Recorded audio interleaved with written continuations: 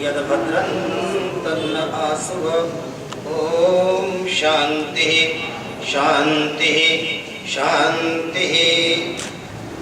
नमोस्तु रामाय सलक्ष्मणाय दिव्यै च तस्यै जनकात्मजायै। नमोस्तु रुद्रेन्द्रयमानिनेभ्यो नमोस्तु चन्द्रार्कमरुद्गणेभ्यः। जयति रघुवंशतिलकः कौशल्याहृदयनन्दनो रामः। दशवदननिधनकारी दाशरथी पुण्डरीकाक्षः। भर्जनं भवबीजानां अर्जनं सुखसम्पदां।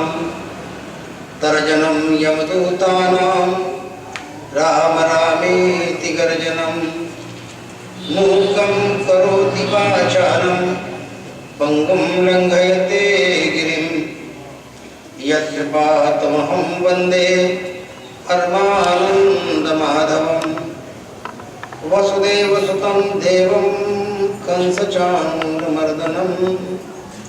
देवकी परमानन्दं कृष्णं वन्दे जगद्गुरुं। यस्याङ्के च विभाति भूधरसुता देवापगा मस्तके। भाले बालविदुर्गले च गर्णं यस्योरसि व्यालराट्। सोऽयं भूतिविभूषणः सुरवरः सर्वाधिपः सर्वदा। सर्वः सर्वगतः शिवः शशिनिभः श्रीशङ्करः पातु माम्। सर्ववेदान्तसिद्धान्तगोचरं तनुगोचरं गोविन्दं परमानन्दं सद्गुरुं प्रणतोष्म्यहम्। आए मेरे साथ 2-3 बार जय जयकार कर ले। उसके बाद भगवती सरस्वती की प्रेरणा से जो कुछ भी मन में विचार आकार ले रहे हैं वो सब आपके सामने प्रस्तुत करने का प्रयत्न करूंगा।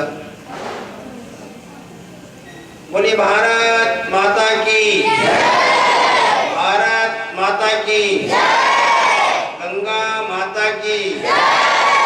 गौ माता की जय। भारत के संतों की जय। भारत के वीरों की जय। भारत के बलिदानियों की जय। भारत के त्यागियों की जय। भारत के तपस्वियों की जय। भारत की सन्नारियों की जय। बोलिए सरस्वती माता की जय। नर्मदा मैया की जय। आज के इस पवित्र आयोजन में हमारे बीच में उपस्थित आपके नगर के ही नहीं अपितु आसपास के सभी क्षेत्र में सुप्रसिद्ध पनकी कटरा के हनुमान जी उस मंदिर के पूज्य महंत श्री जितेंद्र दास जी महाराज, दूसरे महंत श्री बालक दास जी महाराज और तीसरे यहाँ उपस्थित संत श्री सुरेश दास जी महाराज। हम जिस पवित्र परिसर में बैठ करके वो महिमा से अवगत हो रहे हैं, ऐसे सरस्वती ज्ञान मंदिर इंटर कॉलेज आजाद नगर कानपुर के इस विद्यालय के प्रबंधाधिकरण के सभी अधिकारीगण, अध्यक्ष शकुंतला अग्रवाल जी, प्रबंधक श्री अमित अग्रवाल जी, प्रधानाचार्य inter college Shri Ramakant Shukla ji, coordinator Monika Singh ji, प्रधानाचार्य प्राथमिक श्री विनोद कुमार शुक्ल जी, प्रधानमंत्री छात्र संसद के श्री नवनीत कुशवाहा जी, यहाँ पर उपस्थित प्रधानमंत्री जो छात्र संसद है उनके यहाँ उपस्थित सभी सदस्यगण जिनका हम सब लोगों ने यहाँ भी सम्मान किया, इसी विद्यालय के पूर्व छात्र और यहाँ से संस्कार और अच्छी प्रेरणा लेकर जिनके मन में शुभ विचार जागा, वो माता के प्रति जिनका हृदय समर्पित हुआ, ऐसे प्रिय श्री निहाल सिंह जो युवा गौरव हैं, युवा लिए गर्व करने योग्य हैं और इनकी माता श्री जिन्होंने अपने इस लाल को थप्पियां दे देकर लोरियां सुनाकर निश्चित रूप से इसके अंतःकरण में संस्कारों का निर्माण किया होगा, मैं उनका भी हृदय से सम्मान करता हूँ। यहाँ पर हमारे साथ विश्व हिंदू परिषद बजरंग दल के संयोजक श्री आशीष त्रिपाठी जी हैं। श्री भदौरिया जी जो मुझे यहाँ लेकर आए, उन्होंने मुझे प्रणाम किया। उनको कहीं जाना था, मेरा दायित्व बनता है कि मैं उन्हें भी स्मरण करूँ। युवा कार्यकर्ता श्री तोमर जी यहाँ पर विराजमान हैं और धर्म जागरण समन्वय विभाग के संयोजक आदरणीय श्री बद्रीनारायण जी भी यहाँ विराजमान हैं। अन्य परिचित सुपरिचित लोग भी यहाँ पर बैठे हुए हैं। मातृशक्ति इस पवित्र शिक्षा मंदिर में, संस्कार मंदिर में अपने शैशव काल से लेकर और अपने तारुण्य काल तक जो निरंतर शिक्षा के माध्यम से संस्कार ग्रहण कर रहे हैं, ऐसे सभी छात्र और यहाँ के छात्राओं को मैं हृदय से नमन करता हूँ। मंच का संचालन कर रहे, कार्यक्रमों को व्यवस्थित रीति से संपन्न कराने वाले महानुभाव और यहाँ पर वाद्य यंत्रों में सहायता करने वाले, स्वर देने वाले, मैं आप सभी को हृदय से नमन करते हुए आप सबके हृदय में विराजमान राष्ट्र निष्ठा, राष्ट्रीय मानवताओं के प्रति चिंतन और समर्पण, इन समस्त भावों को नमन करता हूँ। यहाँ जो छात्र और छात्राएं अध्ययनरत हैं, निश्चित रूप से उनके अभिभावक भी यहाँ पर उपस्थित हैं। मैं उन सबको साधुवाद देता हूँ। उन सबके हृदय में विराजमान शिव और शिवा के अंश को नमस्कार करते हुए गो महिमा के संबंध में कुछ बातें आपके सामने निवेदन करने के लिए प्रस्तुत हो रहा हूँ। आए, वैसे तो विद्यालय में संस्कार मिलते हैं, संस्कार के साथ साथ उत्तम शिक्षाएं मिलती हैं और अभी तो बाल मन है, इसलिए अभी मन उतना चंचल नहीं होता क्योंकि मन आपका अभी संसारी नहीं है। अभी आपका मन केवल सरस्वती के प्रति समर्पित है, अपने भविष्य के प्रति समर्पित है और भविष्य के पाथेय संग्रहित करने में आप सब लोग लगे हैं। इसलिए मैं ऐसा मानता हूँ कि बहुत चंचल वृत्ति के आप लोग नहीं हैं। चंचल वृत्तियाँ तो जब जीवन का यौवन काल आता है उस समय निर्मित हो जाती है, उस समय भटकने की पूरी संभावना होती है। अभी तो जीवन निर्माण में आप लोग लगे हुए हैं। इसलिए आए, मेरी सरस्वती कुछ बोले, इसके पहले आप मेरा सहयोग करें। मैं बोलूँगा जय शिव शंकर और आप सब लोग बोलेंगे हर हर गंगे।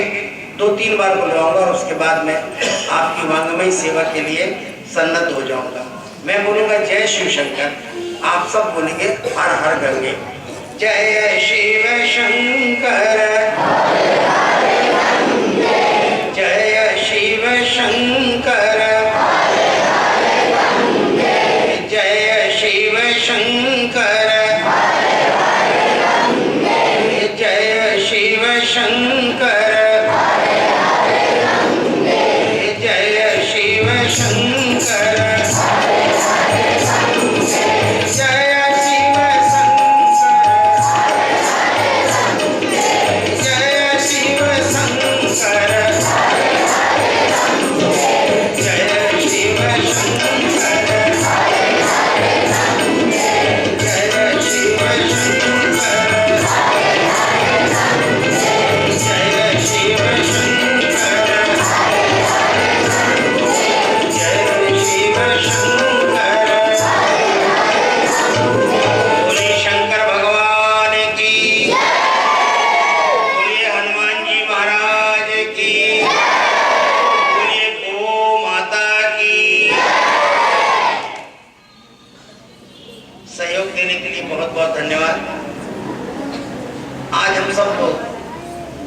अपने विद्यालय में संतों की उपस्थिति में, अपने मार्गदर्शकों की उपस्थिति में और अपने अभिभावकों की उपस्थिति में गो महिमा का गायन भी कर रहे हैं और गो महिमा के संबंध में श्रवण करने के लिए उपस्थित हुए हैं। अभी आपने 3 गीत गाए एक गीत था स्वागत गीत। स्वागत गीत आपका शिष्टाचार था, जो विद्यालय का शिष्टाचार है। जब अपने विद्यालय में अतिथि आते हैं तो उनके स्वागत में अपनी स्वर लहरी में हम स्वागत गीत प्रस्तुत करते हैं। और स्वागत गीत हमारी परंपरा है और हमारा शिष्टाचार है। इसलिए आपके स्वागत गीत के संबंध में केवल इतना ही कहना चाहूँगा कि आपने उपस्थित जो अतिथि हैं उन सबका गीत के माध्यम से, स्वर के माध्यम से उनका सबका आपने स्वागत किया है, अपने शिष्टाचार का परिचय दिया है। शिष्टाचार भारत की पहचान है। हम शिष्टाचार में प्रवीण हैं और सारी दुनिया में जब हम शिष्ट हैं तो सारी दुनिया से शिष्टाचार की अपेक्षा भी करते हैं। और इसी दृष्टि से हमने शिष्टाचार की इस परंपरा को स्वीकार किया है, महत्व दिया है। उसके बाद आपने दूसरा गीत गाया जो आज के विषय वस्तु को संकेत कर रहा था कि आज हम जो सुनना चाहते हैं, जो कहना चाहते हैं, जिसके संबंध में हम सब लोग चिंतन करना चाहते हैं, वो है हमारी गौ माता। और इसलिए गौ महिमा के संबंध में जो कुछ भी आप सब लोगों ने श्रवण किया है वो वास्तव में इस देश का सत्य है। हम इस देश में रहते हैं, इस देश के सत्य को हम कभी झुठला नहीं सकते। गाय की उपेक्षा करके और या गाय को समाप्त करके ना तो हम अपने कल्याण की कल्पना कर पाएंगे और ना अपने राष्ट्र के उत्थान की कल्पना कर पाएंगे। हम केवल अपने और अपने राष्ट्र तक सीमित नहीं है, बल्कि हमको माता के प्रति सम्मान व्यक्त करते हुए सारे विश्व की मंगल की कामना करते हैं। वेदों में गाय के संबंध में अनेक मंत्र आए हैं, लेकिन एक छोटा सा सुभाषित है, गावो विश्वस्य मातरा। ये मंत्र भी है, ये सुभाषित भी है। गावो विश्वस्य मातरा का अर्थ होता है गाय केवल भारत में जन्म लेने वालों की माँ नहीं, बल्कि विश्व सृष्टि में जितने भी जीव जंतु हैं उन सबकी माँ है। जब मैं ऐसा कहता हूँ तो इसका अर्थ होता है कि जमीन में रेंगने वाला सुई की नोक के बराबर शरीर धारण करने वाला छोटा सा कीटाणु भी गाय के उपकार को मानता है, गाय का उपकार उसके प्रति भी है। वो कैसे है, ये विश्लेषण का विषय है। मैं अपने वक्तव्य के क्रम में इस बात को सिद्ध कर दूंगा कि एक नन्हा सा छोटा सा जंतु भी गाय से उपकृत है, वो गाय की अपेक्षा नहीं कर सकता। ये अलग बात है कि वो गाय की महिमा को उतना नहीं समझ पाता, क्योंकि उसमें चेतना की कला उतनी विकसित नहीं हुई है जितनी चेतना की कला मनुष्य के शरीर में विकसित होती है, उतनी अन्य जीवों के प्रति नहीं विकसित होती। इसलिए वे गाय की महिमा से अनभिज्ञ रह जाते हैं, परंतु गाय उनके ऊपर भी बहुत उपकार करती है। इसलिए वेद का ये वाक्य गावो विश्वस्य मातरा, ये बड़ा श्रेष्ठ वाक्य है। इस पर शोध की भी आवश्यकता है, चिंतन की भी आवश्यकता है और इसके गायन की भी आवश्यकता है। और इसकी महिमा को रेखांकित करने के लिए भारतवर्ष का ये जो वर्तमान काल है, बड़ा महत्वपूर्ण काल है। इसलिए किनको सुनाए, किनसे कहें। हमने सुना है कि बड़ा तोता पढ़ता नहीं, पुराना तोता पढ़ता नहीं, नन्हा तोता जल्दी सीख जाता है। इसलिए विद्यालय में, मैं आपको तोता नहीं कह रहा हूँ, लेकिन विद्यालय में उसी तोता की भांति नन्हे नन्हे आप हैं। यदि आपके अंदर संस्कार जागेगा तो हम भारत की भावी पीढ़ी में संस्कारों का निर्माण करने में अपने आप को समर्थ मानेंगे।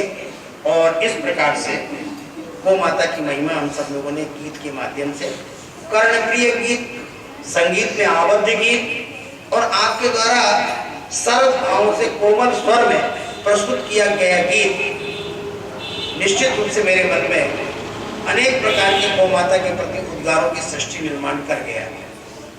उसके बाद एक गीत और भी बहुत अच्छा था, वो गीत था संस्कारों का गीत। कोई भी राष्ट्र, कोई भी समाज, कोई भी परिवार, कोई भी कुटुंब संस्कारों के द्वारा ही लंबे समय तक जीवित रहता है। जहाँ संस्कार पलायित हो जाते हैं, जहाँ संस्कारों की उपेक्षा हो जाती है, ना तो वो व्यक्ति जीवित रह सकता, और न वो समाज जीवित रह सकता।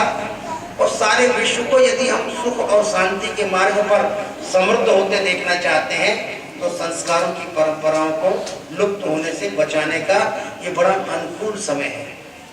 क्योंकि इस संस्कार गीत में नन्हे नन्हे बालकों ने एक चिंता भी व्यक्त की है कि जिस भारतवर्ष से संस्कारों की परंपरा प्रवाहित होती रही, संस्कारों की गंगा प्रवाहित होती रही, आज वहीं उसका प्रवाह अवरुद्ध दिखाई पड़ता है। और जब भारतवर्ष में संस्कार नहीं रहेंगे तो विश्व संस्कारित कैसे रहेगा। इसलिए हम जब वसुधैव कुटुंबकम कहने वाले लोग हैं, जब सारी वसुधा को अपना कुटुंब मानते हैं, तो इसलिए संस्कारों की परंपरा को तीव्र करना, उसकी धारा को तीव्र करना हमारा ही दायित्व बनता है। और इसलिए हम दुनिया को श्रेष्ठ बनाने का संकल्प लेकर जी रहे हैं। मैं बच्चों के स्तर को समझ रहा हूँ। बहुत नन्हे नन्हे बच्चे बैठे हैं, मरकट की तरह, बंदर की तरह चंचलता चपलता प्रदर्शित कर रहे हैं। और उनके बीच में खड़े हुए आचार्य और उनकी दीदियां उनको डांट समझा करके शांत रखने का प्रयत्न कर रहे हैं। इसलिए बच्चे भी हमारी भाषा समझ लें। और जो बड़ी उम्र के बच्चे बैठे हुए हैं और यहाँ अभिभावक और अन्य संगठन के जो प्रमुख गण बैठे हुए हैं, उन तक मेरी बात पहुँच जाए और सर्वस्पर्शी बन जाए, इसलिए मैं अपने जो थोड़ा सा समय मिला है, अमित जी ने मुझे 3 मास पूर्व ही आमंत्रित किया था यहाँ के लिए। मैं कई कार्यक्रमों में व्यस्त रहता हूँ, कभी कभी अपने चरित्र दूरभाष को देख भी नहीं पाता। मैसेज मिल जाते हैं, उनको पढ़ता हूँ, बाद में शाम के समय लोगों से बातचीत करता हूँ। मैंने कहा अमित जी, आपने अपना परिचय देते हुए कि मैं कानपुर में जब आप आए थे धर्म सभाओं में, तो मैं स्वागत समिति का अध्यक्षता आपसे बात करना चाहता हूँ, प्लीज स्वामी जी मुझसे बात कर लीजिए। मुझे उनके कोमल भाव बहुत अच्छे लगे और मैं आज अमित जी सहित उन सब लोगों से कहना चाहता हूँ जिनसे मैं पहली बार मिलता हूँ, उनका चित्र और उनका नाम मेरे हृदय में सदा के लिए अंकित हो जाता है, इसलिए कि मैं भी इसी परंपरा से निकला हूँ। यहाँ तो नाम रखने की आदत सी पड़ गई है और चेहरों को हृदय में बसाने की आदत सी पड़ गई है, इसलिए बहुत ज्यादा परिचय देने की आवश्यकता नहीं, छोटा सा मैसेज पर्याप्त है। मैंने कहा अमित जी आप क्या चाहते हैं? बोले मेरा एक विद्यालय चलता है और उस विद्यालय में विद्यार्थी पढ़ते हैं। हम आपके द्वारा गोपाष्टमी के दिन गो महिमा नन्हे नन्हे बालकों के बीच में सुनना चाहते हैं। मैंने कहा कि मेरी बहुत बड़ी कठिनाई कि गोपाष्टमी के दिन मेरे लिए पहले से साल भर से बुक हो जाता है। मैं स्वयं भी गाय के प्रति समर्पित हूँ। मेरी खुद भी इच्छा होती कि मैं प्रवचन सुनाऊं, इससे अच्छा मैं गौ माता की सेवा करूं, उस दिन गौ माता को नमन करूं, अपनी गौशाला में रहूं। इसलिए गोपाष्टमी का दिन मेरे लिए बड़ा धर्म संकट का दिन होता है। लेकिन गोपाष्टमी के बाद अगर कोई तिथि आप तय कर लें तो मैं आने के लिए साहस तैयार हूँ। और कानपुर में आने के लिए तो मैं बिल्कुल तैयार ही बैठा रहता हूँ, क्योंकि इस कानपुर से मेरा भावनात्मक लगाव है। मैं ऐसे नहीं कह रहा हूँ जैसे मोदी जी कहते हैं कि मेरा ब्रिटेन से बचपन से संबंध है। किसी ने कहा अरे आप तो ब्रिटेन में पहली बार आए और बचपन से आपका क्या संबंध है, कैसे आपने संबंध बना लिया? बोले बचपन से संबंध है। मैं सत्य कह रहा हूँ। बोले कैसे? बोले ब्रिटेनिया की बिस्कुट में खाता था बचपन में, इसलिए ब्रिटेन से मेरा संबंध। पर मैं ऐसा नहीं कह रहा हूँ, मैं इसलिए कह रहा हूँ इस धरती से कि मेरे पूर्वज जिनके परिवार में मेरा जन्म हुआ है वो इसी नगर से संबंधित है, गंगा के किनारे से संबंधित है। और मैं उन पूर्वजों की 8वीं पीढ़ी में हूँ। 8वीं पीढ़ी का होने के कारण और अपनी आयु के 60वें वर्ष में मैं अपने पूर्वजों के गांव में गया था, नाना मऊ में, उस धरती को प्रणाम करने के लिए कि जिस धरती में मेरे पूर्वजों का नरा गरा हुआ है। इसलिए आपके नगर से, आपके पूरे परिक्षेत्र से मेरा भावनात्मक लगाव है, इसलिए भी मैं यहाँ आने के लिए सदा उत्सुक रहता हूँ, लालायित रहता हूँ। तो तिथियों में बार बार विचार विमर्श करने के बाद आज की तिथि सुनिश्चित हो गई। और आज की तिथि सुनिश्चित हो गई तो उसमें भी एक सौभाग्य है और एक संयोग बहुत अच्छा बन गया कि जब हम कार्तिक मास का समापन कर रहे हैं और कार्तिक मास में गुरुओं की परंपरा को नमन भी कर रहे हैं, गुरु नानक देव, गुरु तेग बहादुर, गुरु गोविंद सिंह, गुरु अर्जुन दास जी, ऐसी गुरुओं की परंपरा जिसने श्रेष्ठ शिष्यों का राष्ट्र के लिए निर्माण किया। ये सिख शब्द जो है ना, ये प्राचीन काल की भाषा में जब लोगों को संस्कृत का बहुत ज्ञान नहीं होता रहा होगा इन क्षेत्रों में, पंजाब आदि क्षेत्रों में जहाँ उनकी अपनी बोली बोली जाती है, तो उनके मुख से शिष्य की जगह में सिख शब्द निकलता था। उन्होंने शिष्यों का निर्माण किया, अपने अनुयायियों का निर्माण किया और उनके लिए एक आचार संहिता दी, क्योंकि इस देश की सनातन संस्कृति संकट में पड़ गई थी। इस देश में गाय का बड़ी मात्रा में वध किया जा रहा था। इस देश में हमारे मान बिंदुओं को पददलित किया जा रहा था। उस समय गुरु गोविंद सिंह जी, गुरु नानक देव जी और ऐसे पंजाब के गुरुओं ने अपने पूरे भारत में भ्रमण करके गो भक्तों को तैयार किया।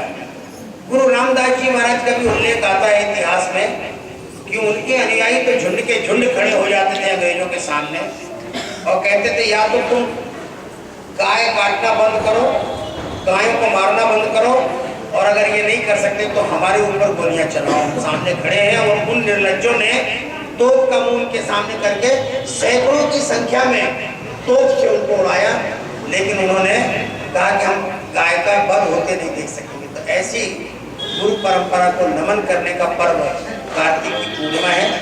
हमने कल उन गुरुओं को याद किया और आज भी उनको भक्त गुरुओं को हम याद करते हैं। गाय के संबंध में मैं आपसे इतना ही कहना चाहता हूँ कि जब गावो विश्व से मात्रा कहा गया तो हमें गंभीरता पूर्वक विचार करना चाहिए कि भारतीय ऋषियों ने गाय को विश्व की माता क्यों कहा।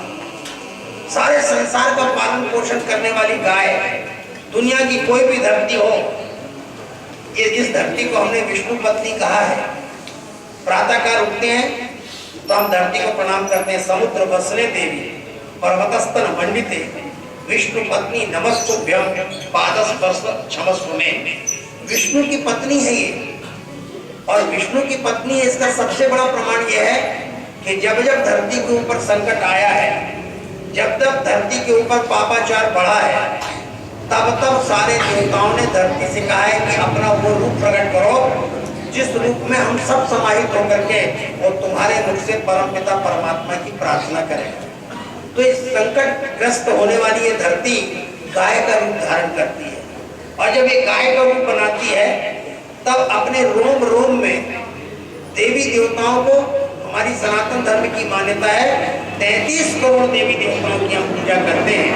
उन 33 करोड़ देवी देवताओं को अपने रोम रोम में वो स्थान देती है। और 2 देवियां ऐसी हैं, ये माताओं का स्वभाव माताएं अच्छे से जानती हैं, हम लोग तो देखते हैं तो हम समझ जाते हैं। जब इनको कहीं जाना होता है तो ये श्रृंगार करने में ज्यादा समय लगाती हैं, अपने आप को सजाने संवारने में ज्यादा समय लगाती हैं। तो ऐसा ही लक्ष्मी से देरी हो गई। लक्ष्मी ने श्रृंगार में समय लगा दिया, सारे देवी देवताओं को स्थान दे दिया। अब लक्ष्मी पहुंची हाथ जोड़ करके, वो माता मुझे भी स्थान दे दो। तो वो माता ने लक्ष्मी को बहुत फटकारा। वो माता ने कहा कि तू इतनी देर से क्यों आई?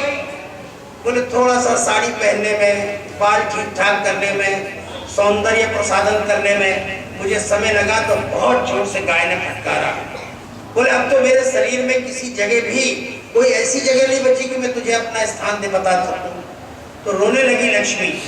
तो गाय ने बड़े गंभीरता पूर्वक आंख बंद करके लक्ष्मी से कहा, सचमुच तो स्थान चाहती हो? एक ही स्थान खाली है। बोले मुझे कृपा करो, मुझे वो स्थान बता दो, मैं तुम्हारे शरीर में स्थान पा जाऊं। तो बोले मेरा पूरी, संस्कृत का शब्द बोल रहा हूँ, पूरी माने होता है गाय का गोबर। बोले तू अगर गोबर में रहना चाहती है तो मैं स्थान दे सकती हूँ। लक्ष्मी ने सौभाग्य माना और गाय के गोबर में निवास कर गई। बस इतना देख ही रही थी, सामने से गंगा दौड़ी चली आई। गंगा ने भी वही कहा कि मुझे थोड़ा सा सजने संवरने में देर लग गई।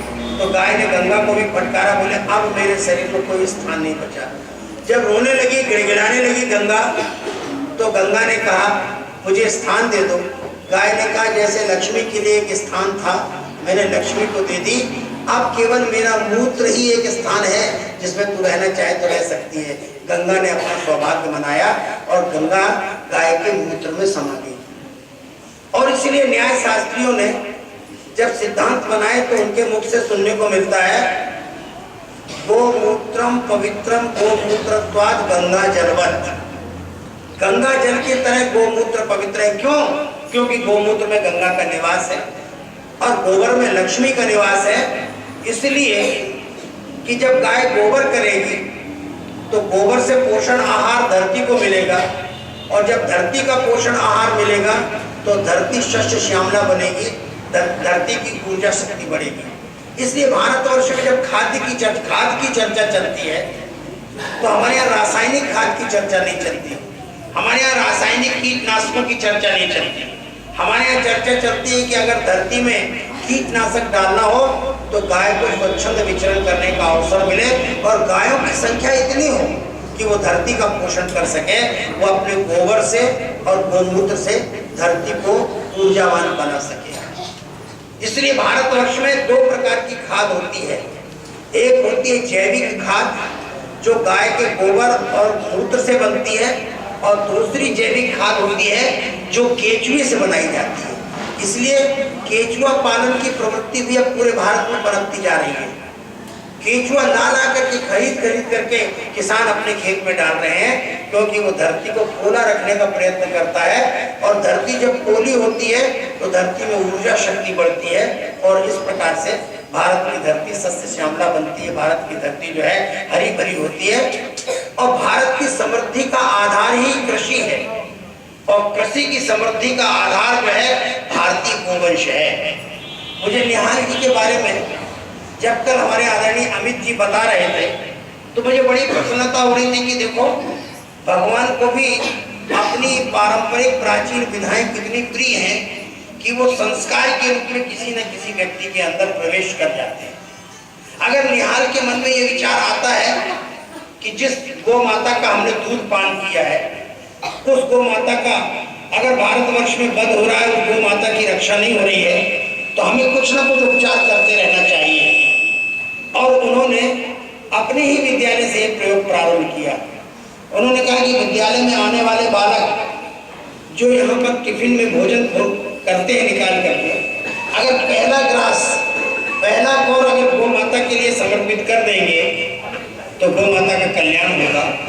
और उसने एक चिंतन अपने सहपाठियों के बीच में, जिस विद्यालय में वो पढ़े हैं उस विद्यालय के अपने पीछे से आने वाले विद्यार्थियों के बीच में एक संस्कार देने का काम किया है, और उनके संस्कार में ही संस्कारों की परंपरा का निर्माण किया। इसलिए उनका अभिनंदन। और इस विद्यालय के प्रत्येक विद्यार्थी को उन्हें अपना गौरव मानना चाहिए, उन्हें अपना आदर्श मानना चाहिए। मुझे ये जानकर प्रसन्नता हुई, और इसलिए ऐसे व्यक्ति का सार्वजनिक तौर पर सम्मान होना ही चाहिए। गाय का संबंध सबके साथ जुड़ता है, इसलिए गाय को हम ऐसा नहीं कहते कि गाय हिंदुओं की है या गाय मुसलमानों की है या गाय ईसाइयों की है या गाय केवल सिखों की है या गाय केवल आर्य समाजियों की है। इस देश में जो महत्वपूर्ण मानबिंदु थे वो सबके लिए थे। गंगा जब बहती है गंगोत्री से और कानपुर तक आती है तो गंगा ने कभी किसी से किसी की जाति नहीं पूछी। गंगा ने ये नहीं कहा कि ये जो खेत है जिसके किनारे से मैं चल रही हूँ और सिंचाई के लिए मेरा जल लिया जाएगा, ये खेत हिंदू का है, ये सनातन धर्मी का है, इसलिए केवल मैं सनातन धर्मियों की मान्यता में हूँ, इसलिए मैं केवल उनके खेत का सिंचन करूंगी। गंगा ने ऐसा कभी नहीं कहा। गंगा ने कहा कि मैं जिस पथ से जा रही हूँ उसके किनारे तटवर्ती जो भी क्षेत्र है उसमें जो भी लोग रहते हैं मेरे पानी का उपयोग कर सकते हैं। इसलिए गंगा ने अपना दरवाजा कभी किसी के लिए बंद नहीं किया। हिंदू स्नान करेगा गंगा में जाकर, मुसलमान स्नान करेगा गंगा में जाकर, ईसाई स्नान करेगा गंगा में जाकर, दुष्ट से दुष्ट कर्म करने वाला भी गंगा में जाकर के स्नान करेगा। तो गंगा का गुण है, शास्त्रों में कहा गया है गंगा पापम, गंगा पापों का प्रक्षालन करने के लिए धरती पर आई।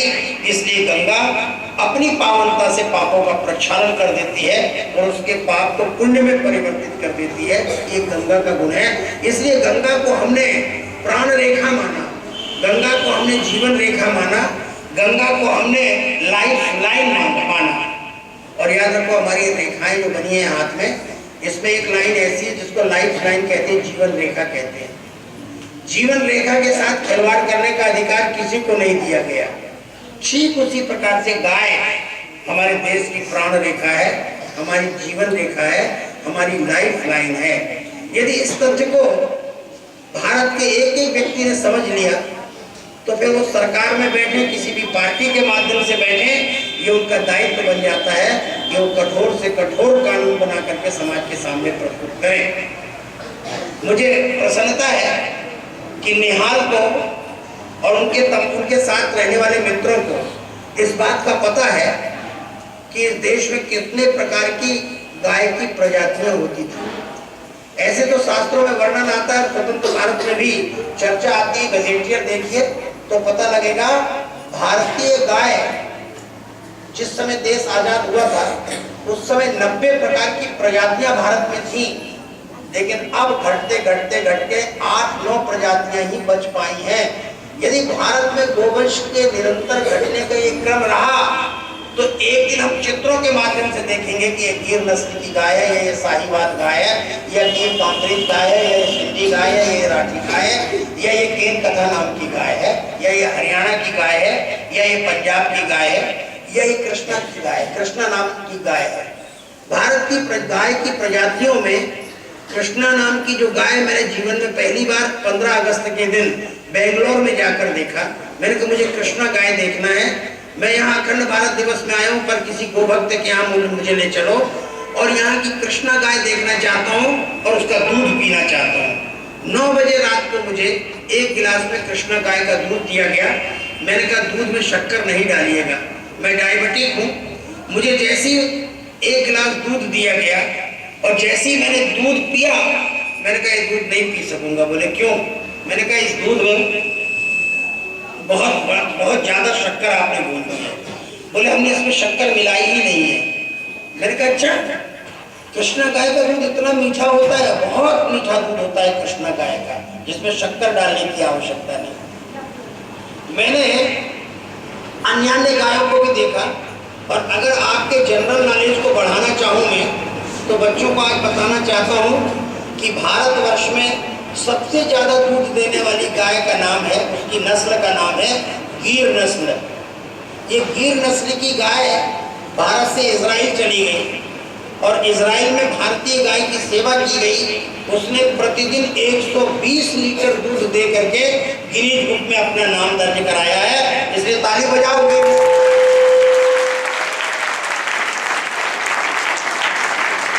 भारत की गिर नस्ल की गाय 120 लीटर दूध देती है, और वही गिर नस्ल की गाय जब हमने जहाँ होती है वहाँ जाकर देखा तो हमने जादव जी से पूछा कि आपकी गाय कितना दूध देती है। उन्होंने कहा मेरी गाय सुबह से शाम तक 80 लीटर दूध देती है। भारत में 80 लीटर दूध देने वाली गाय गिर नस्ल की गाय है। यदि हम गाय की सेवा करें तो गाय का दूध बढ़ सकता है, लेकिन हम सच्चे मन से गाय की सेवा करते नहीं, इसलिए हमको अपेक्षित जो उससे लाभ मिलना चाहिए वो लाभ मिलता नहीं। अब मैं आपको गाय के संबंध में बता रहा हूँ। देखिए, आध्यात्मिक और धार्मिक बातें तो आप बाद में भी सुन लेंगे, लेकिन आप विद्यार्थी हैं, आप साइंस की शब्दावली जानते हैं। साइंस की शब्दावली में आपको कई प्रकार के पदार्थों का और महत्वपूर्ण तत्वों का परिज्ञान कराया जाता है। रसायन कितने प्रकार के होते हैं, केमिकल्स कितने प्रकार के होते हैं, और केमिकल्स के स्रोत कहाँ कहाँ हैं। तो जितनी भारतीय वनस्पति है, जितने पेड़ पौधे हैं, ये सब केमिकल्स अपने आप में छिपाए हुए हैं, और हम विज्ञान की पद्धति के द्वारा हम प्रयोगशाला में उनके केमिकल्स निकाल करके, और वो केमिकल्स के जितने गुण हैं उन गुणों के आधार पर हम शोध करते हैं और उसके आधार पर औषधियों का निर्माण करते हैं। लेकिन गाय के मूत्र का जब शोधन किया गया, जब गाय के मूत्र में पाए जाने वाले केमिकल्स निकाले गए तो 23 प्रकार के केमिकल्स गाय के मूत्र में निकलते हैं। और जब गाय के गोबर का विश्लेषण किया गया तो गाय के गोबर में 16 प्रकार के खनिज तत्व प्राप्त होते हैं। इसलिए गाय का मूत्र और गाय का गोबर इसको औषधि गुण वाला माना गया। इसलिए और किसी का मूत्र और किसी का गोबर उसका रस लिया नहीं जाता, केवल गाय के मूत्र की ही औषधियां बनती हैं। आयुर्वेद में बहुत सारी औषधियां ऐसी हैं, जीवन रक्षक औषधियां, जिनका शोधन गाय के मूत्र से ही होता है। 48 प्रकार की औषधियां देवला पार नाम की गौशाला है। महाराष्ट्र में जब आप पहुंचेंगे, मध्य प्रदेश से महाराष्ट्र के बॉर्डर पर, अगर आप मोटर से पहुंच रहे हैं, कार से पहुंच रहे हैं, रोड से पहुंच रहे हैं, तो पहला ही गांव देवला पार है।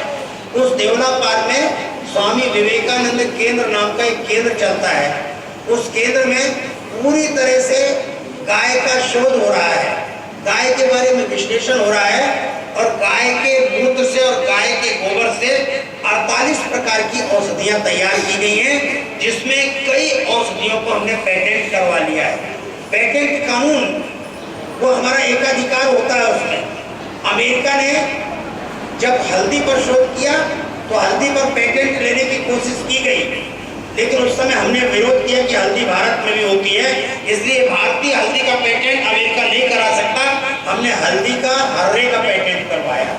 इस प्रकार से हम पेटेंट करवाते चले जा रहे हैं और औषधियों के गुणों का विश्लेषण हम करते चले जा रहे हैं। जब ये कहा गया कि भारत कृषि प्रधान देश है और भारत की पहचान कृषि से है, और यहाँ की आर्थिक आधार है वो कृषि है, और कृषि का आर्थिक आधार और यहाँ की उन्नति का आधार जो है वो गोवंश है। ये हमने बहुत शोध के द्वारा किया है। अब यहाँ पर नन्हे बच्चे बैठे, हो सकता है उनको मेरी बात समझ में ना आए, लेकिन जो 9वीं क्लास से लेकर 12वीं क्लास तक के बच्चे बैठे हैं वो मेरी बात समझ सकेंगे। हमारे देश में कानून बनाया जाता है, संसद में कानून बनता है, कानून को चुनौती मिलती है, हाई कोर्ट में कानून जाता है, सुप्रीम कोर्ट में कानून जाता है, और कानून बन के जो आ जाता है वो पूरे भारत में लागू होता है। जब भारत स्वतंत्र हो गया तो स्वतंत्र भारत में महात्मा गांधी से लोगों ने पूछा, गांधी जी आप पहला कानून कौन सा बनवाना चाहेंगे, भारत कैसे चलेगा? तो महात्मा गांधी कहते थे मैं भारत में राम राज्य का स्वप्न देख रहा हूँ। भारत स्वतंत्र होगा, स्वतंत्र भारत में राम राज्य स्थापित करेंगे। तो लोगों ने उनसे पूछा राम राज्य की शर्त क्या होगी, राम राज्य की आधारशिला आप कैसे रखेंगे? तो महात्मा गांधी कहते थे स्वतंत्र भारत के जो हुक्मरान होंगे, जो यहाँ के हमारे सांसद होंगे, जो हमारे नेता होंगे, जो इस देश की सत्ता को संभालेंगे, हम सबसे पहले एक कानून बनवाएंगे इनसे। वो कानून होगा संपूर्ण गोवंश की हत्या पर पूर्ण प्रतिबंध लगाने वाला कानून। भारत में गाय की हत्या नहीं होगी, भारत में गाय की हत्या नहीं होने देंगे, कत्ल खाने नहीं खुलने देंगे, और इस माध्यम से हम भारत में राम राज्य की आधारशिला रखेंगे। लेकिन ईमानदारी के साथ हम विश्लेषण करें अपने देश का, समाचार पत्र पढ़ते हैं हम सब लोग, हमें निरंतर जानकारी मिलती है कि इस देश में कत्ल खानों की संख्या बढ़ गई। इस देश में 36,000 कत्ल खाने हैं, और उन कत्ल खानों में भारतीय गोवंश रोज काटा जा रहा है, आज भी काटा जा रहा है। जिस देश में सवेरे उठ करके हम गौ माता की जय कहते हैं, जिस देश में सवेरे उठकर हम गौ माता के चरणों का प्रक्षालन करते हैं, प्रणाम करते हैं, गाय का दूध पीते धोते हैं, गाय को, जहाँ जिस देश में आज भी गोचारण की वृत्ति है, गाय को चराने की वृत्ति है, उस देश में आज भी गोवंश कट रहा है। क्यों? क्योंकि हम कठोर कानून नहीं बना पाए। और कठोर कानून नहीं बना इसलिए हम राम राज्य की कल्पना को आज तक साकार नहीं कर पाए हैं, क्योंकि राम राज्य में न तो चोरी होती थी, जब चोरी नहीं होती थी तो चोर नहीं होते थे, और जब चोर नहीं होते थे तो व्यवस्था केवल व्यवस्था के लिए होती थी। पुलिस थाने के अंदर कोई चोर, कोई बदमाश पकड़ करके लाया नहीं जाता था। लेकिन आज देखो सवेरे उठते से हर थाने के अंदर अपराधी बैठे हुए हैं, जेल के अंदर अपराधी बैठे हुए हैं, और जब अपराधों की समीक्षा करो तो पता लगता है कि ये गाय की तस्करी कर रहा था, ये गाय की चोरी कर रहा था, ये गाय का कत्ल कर रहा था, ये गोमांस बेच रहा था, ये गाय को बेचने जा रहा था, कत्ल खाने के मुहाने ले जा रहा था। ये अपराध आज भी भारत की धरती पर हो रहा है। इसलिए भारत की धरती पर हम लोग आवाज उठा रहे हैं कि कठोर कानून बनाओ। राम राज्य इसलिए नहीं आया भारत में कि हमने राम राज्य की आधारशिला ही गलत ढंग से रखी। हमने दिल्ली के लाल किले पर अपना ध्वज तो फहरा दिया, लेकिन हमको वास्तव में गौशालाओं पर दीपक जलाना चाहिए था और संकल्प लेना चाहिए था। संविधान में भी व्यवस्था दे दी गई कि राज्यों का अधिकार है, राज्य कानून बनाने, गौ माता की हत्या रुक जाएगी। राज्यों ने कानून तो बनाए, पर कानून लचर पचर बने, उसके कारण जहां बचा पाए, नहीं बचा पाए, तो आज भी गोवंश जो है वो कत्ल खाने की ओर जा रहा है। एक प्रतिज्ञा हमको आपको कर लेनी चाहिए। इन नन्हे नन्हे बच्चों के माध्यम से इनके परिवार में हम संदेश भेजना चाहते हैं, और जो हम प्रबुद्धजन बैठे हुए हैं उनसे कहना चाहते हैं कि कोई अभियान अपने हाथ में लें, कोई आंदोलन अपने हाथ में लें, कोई बड़ा संघर्ष का संकल्प हम करें कि हम उस संघर्ष के माध्यम से, उन अभियान के माध्यम से, उस आंदोलन के माध्यम से या अपने उस पवित्र अनुष्ठान के माध्यम से जन जन में एक संदेश पहुंचाएं कि हम गोवंश को बेचने नहीं देंगे। आखिर हमारे घर से गोवंश जब बिकने जाता है तो हमने कभी ये विचार नहीं किया। एक किसान से मैंने पूछा, पनागर नाम की बाजार में खड़े होकर किसान से पूछा, जिसके पास मरी दुबली सी गाय थी, जिसके पास कमजोर बछड़े खड़े थे, हमने कहा ये बेचने के लिए आप लाए हो, क्यों बेचने लाए हो? बोले देखिए बाबा, ये गाय इतनी कमजोर है, इतनी बीमार है, ये तो दूध देती नहीं, ये गाय मूत भी नहीं देती, इसका बच्चा भी नहीं होता, तो ऐसी गाय जो मेरे लिए अनार्थिक है, जो मेरे लिए अनुपयोगी है, जिससे कोई अर्थोपार्जन नहीं हो रहा और जो मेरे लिए कोई उपयोगी नहीं है, मैं उसको सोचता हूँ कि बाजार में ले जाके बेच दूँ, 4 पैसे मिल जाएंगे, मैं दूसरा काम उस पैसे से कर दूंगा। इसी प्रकार उसने बछड़े के लिए, बूढ़े बैल के लिए दलील दी। मैंने उससे बड़ी विनम्रता पूर्वक पूछा, जो गाय तुम्हारे लिए अनुपयोगी और अनार्थिक हो गई है, वो खरीदने वाले के लिए उपयोगी और आर्थिक कैसे हो सकती है? क्या ये विचार तुमने किया है? जिस गाय को तुम कह रहे हो वो बच्चा नहीं देती है, वो पूत नहीं देती, वो दूध नहीं देती, क्या खरीदने वाले के घर में जाते के साथ अगले दिन वो 2.5 लीटर दूध दे देगी? क्या अगले दिन वो बच्चा दे देगी? अगर उसमें वो क्षमताएं नहीं है तो खरीदने वाले हाथ को भी वो लाभ होने वाला नहीं है। लेकिन तुम्हें पता नहीं है वो खरीदने वाला हाथ कौन सा हाथ है? बोले तो किसान को मैं बेच रहा हूँ। मैंने किसान तो केवल दोहरा बना हुआ है, खरीदने वाला हाथ प्रकारांतर से, ये भाषा समझना नन्हे बच्चों को समझ में नहीं आएगी, प्रकारांतर से माने अन्य प्रकार से, दूसरे प्रकार से, वो हाथ जो है किसान का नहीं है, वो हाथ कसाई का है। वो कत्ल खाने में ले जाने के लिए गाय खरीद रहा है और वो इसलिए मारामारी कर रहा है इस देश में क्योंकि उसको जब काटेगा, पीटेगा, जब उसका मांस निकालेगा, उसका चमड़ा निकालेगा, उसकी हड्डियां निकालेगा, और जब वो बांग्लादेश में चली जाएगी या वो और देशों में, समृद्ध देशों में चली जाएगी, तो वो गाय या वो गोवंश 75,000 रुपए का बन जाएगा। इसलिए वो मारामारी कर रहा है, इसलिए वो कोर्ट तक में जाकर के बड़े बड़े वकीलों को लेकर के खड़ा हो रहा है और अनर्गल प्रकार की दलीलें दे रहा है। लेकिन प्रसन्नता की बात यह है, प्रबुद्धजनों के लिए कह रहा हूं कि सुप्रीम कोर्ट ने एक फैसला दिया है, वो फैसला मेरे पास लिखा हुआ है, और उस फैसले को यदि आपको देखना है तो मैं पढ़े लिखे लोगों के लिए कहना चाहता हूं कि आप इस फैसले के लिए लिख लीजिए, नोट कर लीजिए, बाद में भी मुझसे ले सकते हैं।